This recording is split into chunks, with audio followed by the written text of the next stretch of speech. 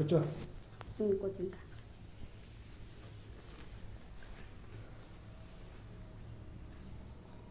చెప్పు.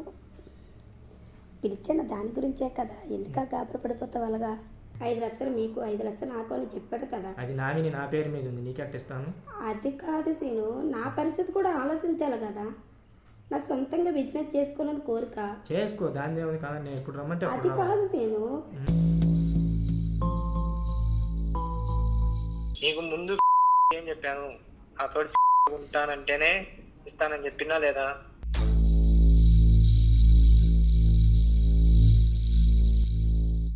అతను నొంగ తీసుకోవడానికి నువ్వు నా దగ్గర ఉంటావా, పడుకుంటావా, నాతో గడుపుతావా, నీకు ఇస్తాను 5 లక్షలు అని టార్చర్ చాలా బాగా పెడుతున్నాడు.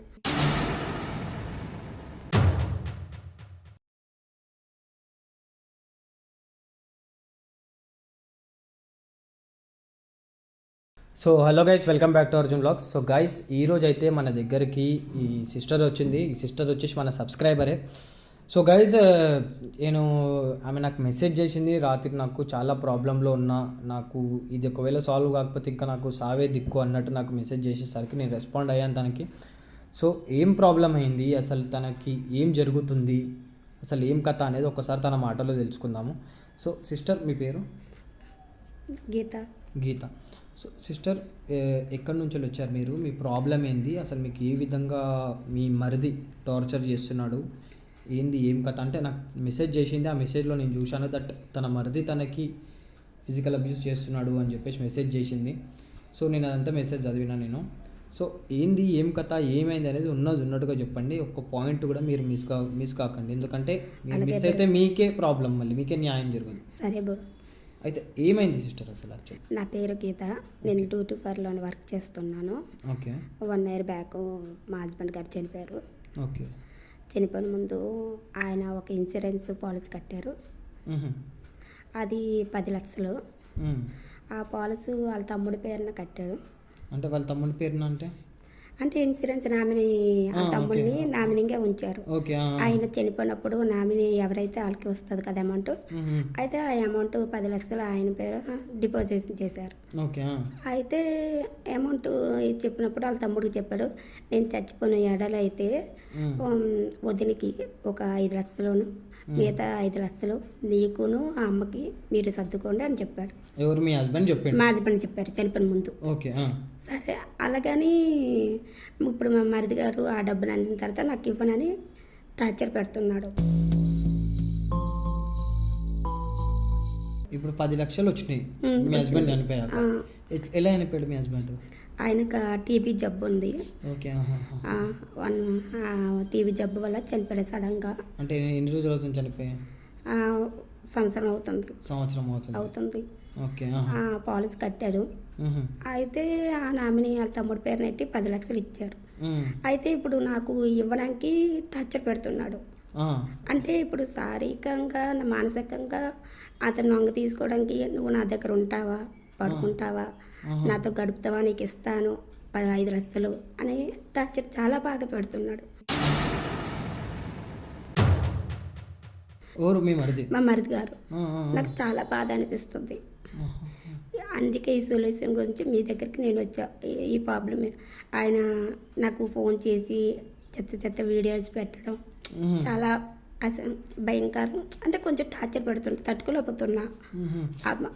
అంటే ఇప్పుడు మీ హస్బెండ్ ఇప్పుడు మీకు ఎన్ని రావాలి మీ మరిది దగ్గర నుంచి?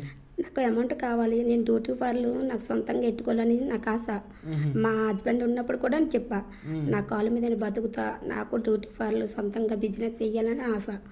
అందుకే ఎన్నిసార్లు అడిగితే సరే నీ కోరిక తీరుస్తానని అన్నాడు. అది ఇప్పుడు నెరవేరింది. నేను ఇలాగ పాలసీ కట్టాను, నీకు ఒక 5 లక్షలు, తమ్ముడికి ఒక 5 లక్షలు వస్తాయి, నీకు ఇబ్బంది లేకుండా చూసుకుంటాడు అని చెప్పాడు. ఇప్పుడు నాకు మా మరిది గారు నాకు ఇవ్వనని టార్చర్ పెడుతున్నాడు. నన్ను సుఖపెట్టు, నా దగ్గర పడుకో, నీకు ఇస్తానని టార్చర్ పెడుతున్నాడు. నేను పెళ్లి చేసుకోను, నాకు జీవితంలో పెళ్ళొద్దు, నా ఒంటరి బతుకుతానని నా కోరిక. నాకు సొంతంగా బిజినెస్ చేసుకొని నా కాళ్ళ మీద నేను బతుకుతానని ఆశ. కానీ నా అమౌంట్ ఇవ్వడానికి బాధ పెడుతున్నాడు. దీనికి పరిష్కారం నాకు మీరే చూపెట్టాలని బ్రో నీ దగ్గరకు వచ్చాను బ్రో. అదే అమ్మా ఇప్పుడు నేను ఏమంటున్నా అంటే సిస్టర్, ఇప్పుడు మీరు ఎందుకు పోలీస్ స్టేషన్లో కంప్లైంట్ ఇవ్వలేదు మీరు? నా దగ్గర ప్రూఫ్ లేదు బ్రో, అందుకే నాకు ఇప్పుడు ప్రూఫ్ ఉంటే కదా నేను స్టేషన్కి వెళ్ళగలను.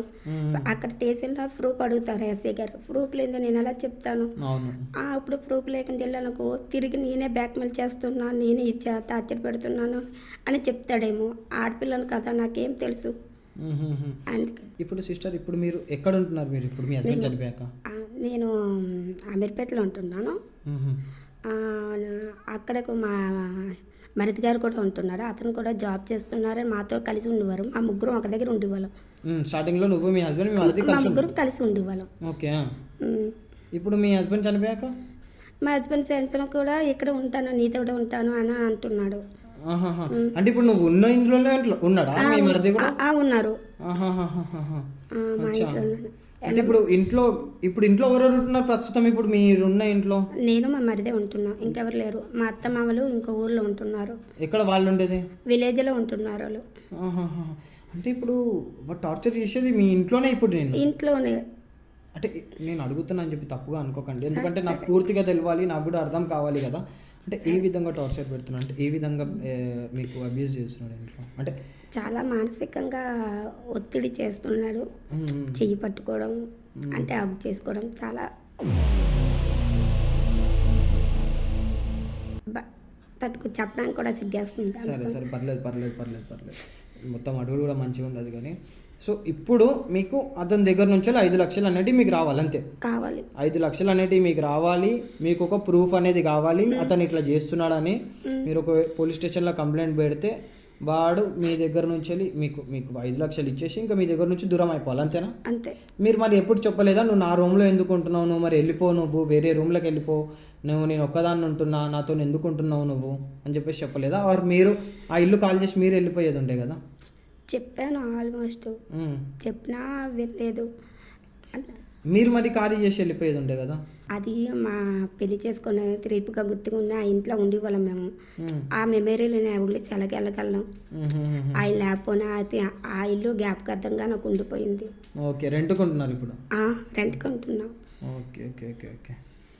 సరే, మీకు ఇప్పుడు 5 లక్షలు ఇప్పించే బాధ్యత నన్ను తీసుకోమంటున్నారు, నా ద్వారా మీకు 5 లక్షలు ఇప్పిమంటున్నారు, అంతేనా? అంతే.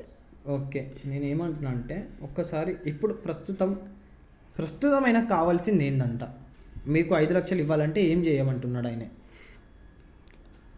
ఏం చేయమంటానంటే ఆడి దగ్గర పడుకోమంటున్నాడు. ఓకే. సో గైజ్ చూస్తున్నారు కదా, సో ప్రాబ్లం అయితే మీరు విన్నారు కదా. సో ఆమె ఈ విధంగా చెప్తుంది దట్ వాళ్ళ మరిది ఆ డబ్బులు ఇవ్వాలి అంటే ఆమెని, అంటే వాళ్ళ వదిన ఈమెని అతనితోని సిక్కలవ్వు అని చెప్పేసి అని అంటున్నాడు. సో ఈ సిస్టర్ మన దగ్గరకు వచ్చింది న్యాయం కోసం. ఒక్కటి ఏంటంటే ఈమె దగ్గర ఎటువంటి ప్రూఫ్ లేదు, వాడు ఇట్లా మాట్లాడుతున్నది, వాడు ఇట్లా ఈ విధంగా బిహేవ్ చేస్తున్నది ఒక ప్రూఫ్ అనేది లేదు. సో ఈమె మా దగ్గరకు వచ్చింది. సో మనం ఇప్పుడు ఈమెకు ఒక ప్రూఫ్లు అనేది ఇచ్చి వాడిని పోలీస్ స్టేషన్లో పట్టించి వాడి దగ్గర నుంచి 5 లక్షలు ఈమెకి ఇప్పించాలి. సో వాళ్ళ హస్బెండ్ కూడా చనిపోయే ముందు చెప్పాడంట దట్ 5 లక్షలు ఈమెకి ఇచ్చేస్తే అయిపోతుంది, ఈమె లైఫ్ ఈమె చూసుకుంటుంది అని చెప్పేసి ఈమె లైఫ్ గురించి కూడా ఆలోచించిందంట వాళ్ళ హస్బెండ్. సో అది వాళ్ళ తమ్ముడి పేరు మీద వేయడం తప్పు. సో అంటే వేయడం తప్పు అంటే నామినీ వాళ్ళ తమ్ముడిని రాసిండు, ఇక వాళ్ళ తమ్ముని చేతికి అందుతాయి. సో ఇప్పుడు మనం 5 లక్షలు ఇప్పించడానికి మనమైతే ట్రై చేద్దాము. ఇప్పుడు మీ మరిది నంబర్ మీ దగ్గర ఉందా? అంటే మీ మరిది నంబర్ ఉందా అంటే మీ మరిది కాల్ చేసి మీరు లిఫ్ట్ చేస్తాడా? లిఫ్ట్ చేస్తాడు కదా. నేను ఏమంటున్నానంటే ఒకసారి ఫోన్ చేయండి, ఫోన్ చేసి కెమెరా రన్ అవుతుంటుంది, ఇట్లా రికార్డింగ్ అవుతుంటుంది, అడగండి నీకు ఏం కావాలి, నువ్వు నాకు 5 లక్షలు ఇస్తావా ఇవ్వవా అని చెప్పేసి అడగండి. ఆయన ఏ విధంగా రెస్పాండ్ అవుతాడు, ఏంది ఏం కథ అనేది మనం అంతా రికార్డ్ చేద్దాం. ఆయన 5 లక్షలు ఇవ్వడానికి నీకు ఏం కండిషన్ పెడతాడు, నీకు ఏం అడుగుతాడు అనేది కూడా మనం అది చూద్దాం. సరే, నీకు 5 లక్షలు ఇవ్వడానికి నీకేమైనా చేయమన్నాడు అనుకోండి, నేను దాని గురించి కూడా నేను ఒక ప్లాన్ చెప్తాను. నేను అప్పటి వరకు నేను ఏం చేయాలో ఆ ప్లాన్ అనేది నేను చెప్తాను. సో ఫస్ట్ ఇప్పుడైతే ఒకసారి మీ మరిదికి కాల్ చేయండి. ఆయన నోట్ ద్వారా మనకి ఒక ఎవిడెన్స్, ఒక ప్రూఫ్ అనేది రావాలి, ఆయన ఇట్లా మాట్లాడుతున్నాడు అని చెప్పేసి మనకు తెలియాలి రికార్డింగ్లో. సో దట్ ఆ రికార్డింగ్ అనేది మనకు ఒక ఎవిడెన్స్ ఉంటుంది. సో ఒకసారి ఫోన్ చేయండి మీరు, స్పీకర్ ఆన్ చేయండి. హలో హలో సీను ఎక్కడున్నావు? చెప్పు ఏంది? సరేను, చెప్పు.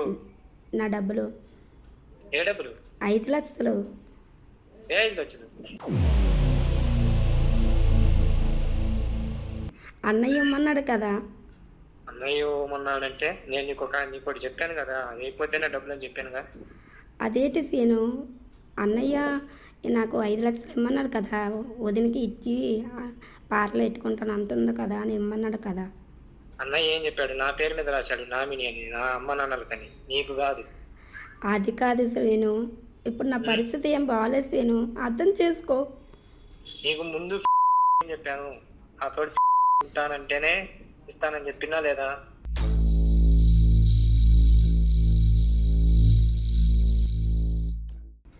సీను వాళ్ళకంటే నేను ఎలాగ సీను, అర్థం చేసుకోవాలి కదా. ముందు నేను చెప్పింది కానీ ఓకే, నువ్వు అర్థం చేసుకోవాలి కదా. అది కాదు సీను, నా పరిస్థితి అలా అర్థం చేసుకో. వంటను ఆడదాన్ని, నాకు ఏటి తోడలేరు, ఉన్న భర్త కూడా చనిపోయారు. ఇప్పుడు నాకు ఏటి దిక్కు, సావే దిక్కు. ఆ 5 లక్షలు ఇస్తే నేను ఏదో బిజినెస్ చేసుకోవాలని ఆశ. ముందు ఆ ఆశ నెరవేర్చు, నేను చెప్పింది చెయ్యి, తర్వాత నువ్వు 5 లక్షలు తీసుకో. కావాలని చెప్పినా లేదా? సీను అది కుదరదు సీను. కుదరకపోతే ఎట్లా వస్తుంది? అలాగంటే అలాగే శ్రీను, అర్థం చేసుకో. నా పరిస్థితి అసలు బాగాలేదు. ముందు నేను చెప్పింది విను, నా నెరవేర్చని నీకు 5 లక్షలు. అలాగే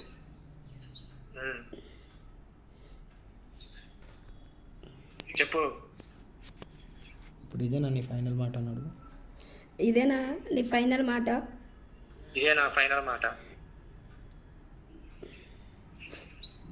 సరే, నాకు కొంచెం టైం కావాలి, కొంచెం 10 నిమిషాలు ఆలోచించుకొని నేను కాల్ చేస్తా. ఓకే సరే. మరి ఇంత టూ మచ్ ఏంది వాడు అసలు? మరి ఫిజికల్ అయితే మీకు పైసలు ఇస్తా అనడం ఏంది అసలు? ఇవ్వనాలే నాకు ఇప్పుడు.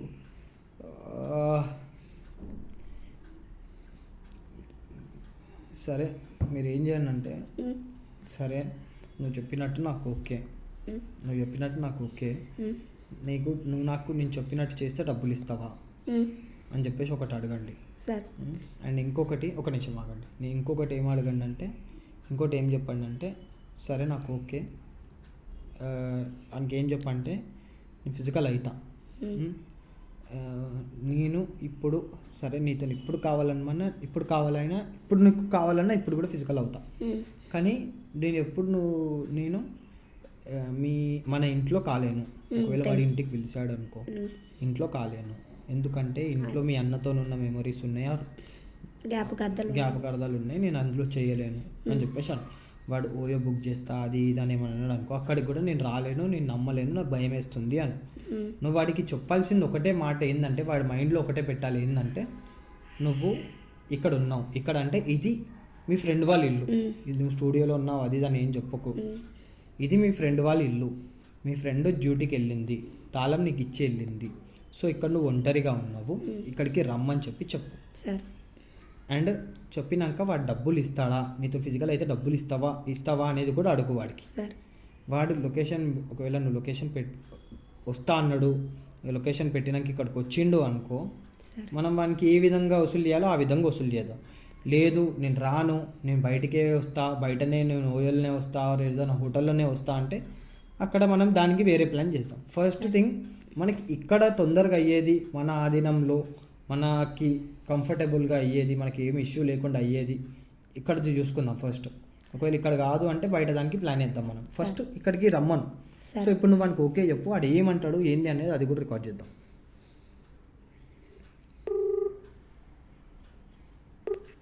హలో చెప్పు. నేను చెప్పింది ఏం చేసినావు? సరే, నువ్వు చెప్పింది నేను ఒప్పుకుంటా, కానీ నా అమౌంట్ నాకు ఇస్తావు కదా? నీ అమౌంట్ నీకు ఇస్తాను, ముందు నా కోరిక నెరవేర్చు. ఖచ్చితంగా ఇస్తావు కదా? ఖచ్చితంగా ఇస్తాను, నా కోరిక మటుకు నెరవేర్చు. సరే, నేను ఒప్పుకుంటున్నా. ఆ రూములు అయితే వద్దు, అది అన్నయ్య జ్ఞాపకార్థంగా మా ఇద్దరికి మెమరీ ఇల్లు అది, అందులో అయితే నేను చెయ్యలేను. మా ఫ్రెండ్ రూమ్ లో చేసుకున్నాను. ఎవరు రారు, ఎవరు డిస్టర్బ్ చేయరు. ఆ రూములు కూడా నేను రాను. నా ఫ్రెండ్ రూమ్ ఒకటి ఉంది, అక్కడికి రా. సరే. అక్కడికైతే మనకి ఎవరికి ఇది లేదు, ప్రైవేసీగా ఉంటుంది. అడ్రస్ పెట్టు, వస్తాను. లొకేషన్ పెడతాను. సరే. సరేనా?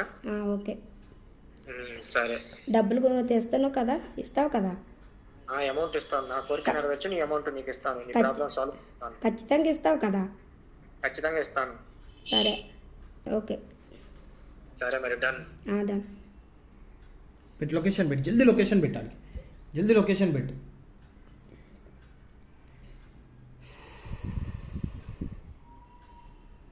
పెట్టా. పెట్టినావా? చలో డన్. వాడు ఇప్పుడు ఇక్కడికి వస్తా అని చెప్పేసి అని అంటున్నాడు, ఓకేనా? ఇప్పుడు మనం ఈ కెమెరా కాకుండా ఇంకోటి సీక్రెట్ కెమెరా ఉంటుంది, మనం ఇక్కడ ఫిక్స్ చేసేస్తాం సీక్రెట్ కెమెరా. వాడు ఇక్కడికి వచ్చిన దాని తర్వాత వాడు నీతో ఏ విధంగా బిహేవ్ చేస్తుండు, నీతో ఏం మాట్లాడుతున్నాడు, ఏంది అనేది ప్రతిదీ రికార్డింగ్ ఒకటి పెట్టుకోవాలి మనము, ప్రతిదీ వీడియో రికార్డ్ ఒకటి చేయాలి. సో ఈ ప్రూఫ్లు అనేవి మనకు దొరికినాయి అనుకో, ఇంకొకటి వాడి నోటి ద్వారా నువ్వేం చెప్పియాలి అంటే, మీ అన్ననే చెప్పిండు కదా ఇట్లా డబ్బులు వదినకి ఇవ్వమని చెప్పిండు కదా మీ హస్బెండ్, నిజంగా చెప్పిండు కదా. అంటే వాడు మళ్ళీ రేపటి రోజు ఇప్పుడు మన దగ్గర వాడి నోటి ద్వారా వాడు చెప్పిండు అనుకో, మనకి ఏంటంటే ఒక ప్రూఫ్ అనేది ఉంటుంది మనకి. రేపటి రోజు వాడు ఎట్లయినా ప్లేట్ తిప్పేయచ్చు, అరే మా అన్న నాకు ఏం చెప్పలేదు, మా అమ్మ నాన్నకి ఏమన్నాడు, నీకు ఏమని చెప్పలేదు అనే విధంగా ప్లేట్ తిప్పేసినా తిప్పేయచ్చు. కాబట్టి ఇక్కడ వాడు ఏం చెప్పేటట్టు చూడు అంటే, వాడు చెప్పేటట్టు చూడు ఏమని అంటే, మీ అన్న నీకు చెప్పాడు కదా, నాకు ఏమని వదినకి ఏమని చెప్పాడు కదా అని చెప్పి మాట్లాడు. సో దట్ వాడు కూడా మాట్లాడాలి, ఏంటంటే అవును చెప్పాడు అనే విధంగా వాడు అనాలి. సో ఆ విధంగా మాట్లాడినాం అనుకో, మనకు ఒక ఎవిడెన్స్, ఒక ప్రూఫ్ అనేది ఉంటుంది. రేపటి రోజు నువ్వు పిఎస్కి పోయినా నీకు న్యాయం అనేది జరుగుతుంది. సో ఇప్పుడు ప్రస్తుతం నీ పిఎస్ దాకా పోకుండా ఉండేటట్టు నేనే చూస్తా, అంటే ఇక్కడే ఉండి నీకు 5 లక్షలు ఇప్పించేలా నేను చూస్తా. ఒకవేళ వాడు వినకపోతే మనం సెకండరీ పిఎస్కి అనేది వెళ్దాం, సరేనా? సో ఇప్పుడు వాడు వస్తుండ పెట్టేసిన లొకేషన్ పెట్టేసా. సరే, ఓకే. వాడు ఇప్పుడు ఎంతసేపట్లో వస్తున్నాడు ఏంది అనేది మనకు తెలియదు. సో వాడు వచ్చే వరకు మనం వెయిట్ చేద్దాము. సో వచ్చినాక ఎట్లాగో కాల్ చేస్తాడు, వాడికి ఎగ్జాక్ట్ లొకేషన్ అయితే తెలియదు వాడికి. వచ్చినాక కాల్ చేస్తాడు, అప్పుడు దాకా మనము ఒక గంట తర్వాత మనం కెమెరా అనేది సెట్ చేసుకుంటాం, సరేనా? అప్పటిదాకా మీరు ఏమైనా తినేసి వస్తా అంటే తినేసి రండి. సిస్టర్ నేనైతే కెమెరా అయితే పెట్టేసిన, సీక్రెట్ కెమెరా అయితే పెట్టేసిన. ఇప్పుడు మనం లొకేషన్ పెట్టి ఆయనకి ఎంతసేపు అవుతుంది, ఆల్మోస్ట్ 40 మినిట్స్ అవుతుంది, 40 మినిట్స్ పైనే అవుతుంది. సో నాకు తెలిసి వస్తున్నాడనే అనుకుందాం, ఎందుకంటే నువ్వు ఈ విధంగా నువ్వు ఆయనకు ఓకే చెప్పేసరికి ఇంకా ఆయన ప్లేస్లో ఎవడు ఉన్నా కానీ సరే వాడు దానికోసమే చూస్తున్నాడు కాబట్టి వాడు వస్తాడని నేను అనుకుంటున్నా. లొకేషన్ కూడా పెట్టమన్నాడు కాబట్టి. సో మనం ఇప్పుడు లొకేషన్ పెట్టేసినాము, ఆ సీక్రెట్ కెమెరా ఉంది. మీరు అసలు ఏం భయపడకండి, టెన్షన్ అసలు తీసుకోకండి. నేను ఫోన్ మీకు ఇస్తాను, ఈ ఫోన్లో రికార్డింగ్ అవుతుంటుంది, రికార్డింగ్ డిస్టర్బ్ కాకుండా రికార్డింగ్ అనేది పట్టుకోండి. సో మనమైతే ఇంకొక 20 మినిట్స్ 30 మినిట్స్ వరకు ఇట్లానే రికార్డ్ అవుతూ ఉంటుంది వాడు వచ్చేంత వరకు. నేను ఎందుకు ఇది రికార్డ్ ఇప్పుడే చేస్తున్నా అంటే, మళ్ళీ వాడు వచ్చినాక రికార్డ్ చేయడం ఇట్లాంటివి మనం చేయలేము కాబట్టి. సో ఇప్పటి నుంచే వాడు వచ్చేంత వరకు అంతా రికార్డ్ అవుతుంటుంది, మీరు జాగ్రత్తగా ఉండరు. సో వాడు వచ్చేంత వరకు వెయిట్ చేద్దాం, వాడి కాల్ కోసం వెయిట్ చేద్దాం. సో గైస్ వాడు వస్తున్నా అని చెప్పేసి అని అన్నాడు. సో ఆల్మోస్ట్ 40 మినిట్స్ పైన అవుతుంది. సో మేమైతే ఇప్పుడు ఆయన కోసం అయితే వెయిట్ చేస్తున్నాము. సో వాడు వచ్చిండు, ఈమె కాల్ వచ్చింది అంటే నేను సీదా పైకి వెళ్ళిపోతా, ఇంకా మొత్తం ఈమె హ్యాండిల్ చేస్తుంది. మీరు ఒక్కటి ఏం చేయాలి అంటే, వాడితోని కొంచెం ఎక్స్ట్రీమ్ అవ్వకుండా చూసుకోండి, మిమ్మల్ని మీరు డిఫెండ్ చేసుకోండి. మనకు ఒక ప్రూఫ్ వచ్చే విధంగా వాటితో మాట్లాడండి, ఓకేనా? టెన్షన్ అయితే ఏం తీసుకోకండి, సరేనా? ఎవరిది రూము? మా ఫ్రెండ్ది. ఇక్కడ రారు కదా ఇప్పుడు? ఎవరు ఏం చేస్తున్నావు? అంటే మరి చేశారు? ఏమీ లేదు. కూర్చోలేదు? కూర్చుంటా. కూర్చో. కూర్చుంటా.